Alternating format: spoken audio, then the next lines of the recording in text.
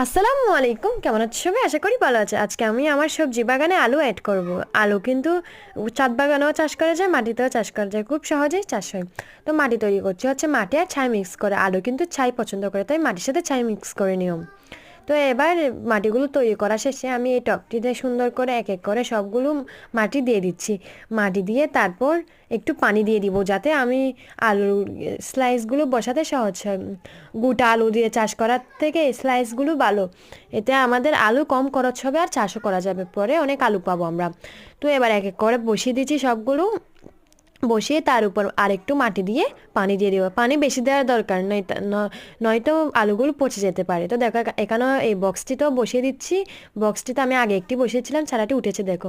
তো এবার এগুলোর উপরে একটু মাটি দিয়ে পানি দিয়ে দিব, তারপর ছায়াযুক্ত স্থানে রেখে দিব। আজকের জন্য এতটুকু। সবাই ভালো থেকো, ওকে বাই।